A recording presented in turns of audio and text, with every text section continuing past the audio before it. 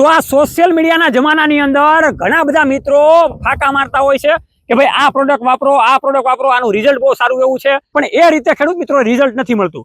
એના માટે ફિલ્ડ બોલતું હોવું જોઈએ, મગફળીના છોડવા બોલતા હોવા જોઈએ અને સાથે ખેડૂતો પણ બોલતા હોવા જોઈએ કે ભાઈ આ રીતનું રિઝલ્ટ છે. ખેડૂત મિત્રો, આ સુકારાનો છોડવો છે, તમે જોઈ શકો છો. હું આ સુકારાનો છોડવો ઉપાડું છું અને એમાં પણ તમે જોઈ શકો છો કે આ સુકારો એકદમ આવી ગયો છે અને એમાં તંતુ મૂળનો વિકાસ થઈ ગયો છે. તો એવી ચમકદાર અને તાકાતવાળી પ્રોડક્ટ કેવી છે. છેક રાજકોટથી અમે અત્યારે ઉના એટલે કે દરિયાકાંઠાના વિસ્તારમાં આવી ગયા છીએ અને એમાં સુકારાનો છોડ તમે જોઈ શકો છો. એમાં પણ નવા તંતુ મૂળ જે ઉગી નીકળ્યા છે. આ તમારી સામે બતાવું છું, કોઈ પણ ફાંકા મારવાની વસ્તુ નથી.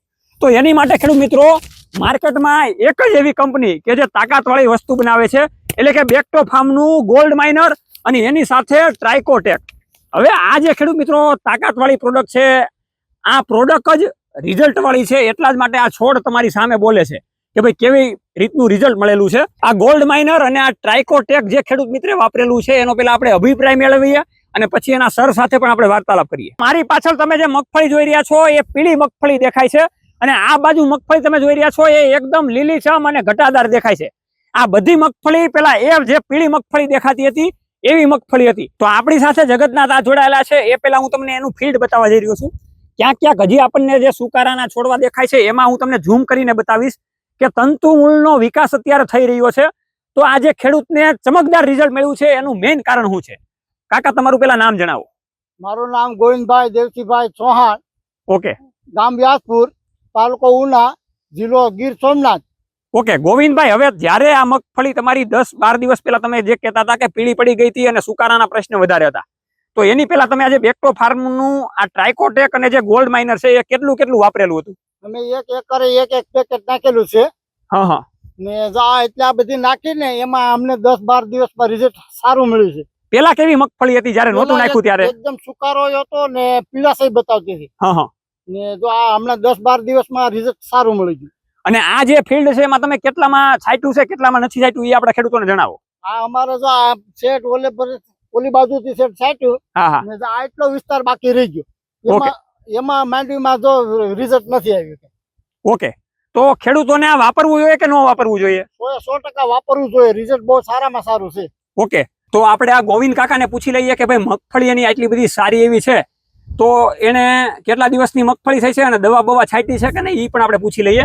તો ગોવિંદ કાકા, તમે જણાવો. અમારી માંડવી 1.5 મહિનાની થઈ છે. હા હા. અમે હજી એકેય દવા કોઈ ઉપયોગ જ નથી કરેલો. ઓકે, એકેય કેમિકલ દવાનો ઉપયોગ નથી? કોઈ વસ્તુની દવા જ નથી નાખેલી. આ અમે 10 થી 12 દિવસ પહેલા મેં આ એક પાવડર નો ઉપયોગ કરેલો છે.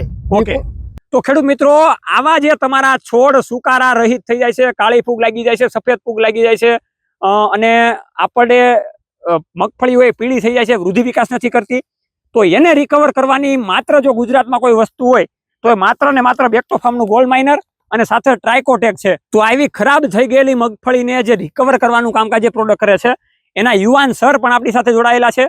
તો માલદેવ સર, તમે ખેડૂતોને જણાવો કે ભાઈ આ પ્રોડક્ટમાં કેવા કેવા કન્ટેન્ટ છે અને કેવી રીતે કામકાજ કરે છે.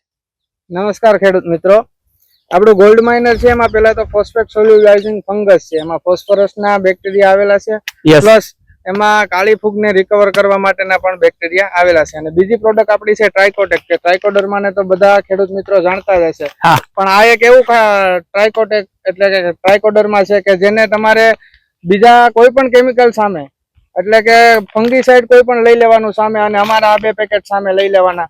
એ ફંગીસાઇડ અને આ 2 અમારા પેકેટની સામે તમે કમ્પેરિઝન કરશો તો અમારા 2 પેકેટ તમારા કરતા કેમિકલ કરતા પ્લસ રહેશે. ઓકે, અને કેવી કેવી રીતે વાપરવું ખેડૂતોને એ પણ તમે સિસ્ટમ જણાવી દો.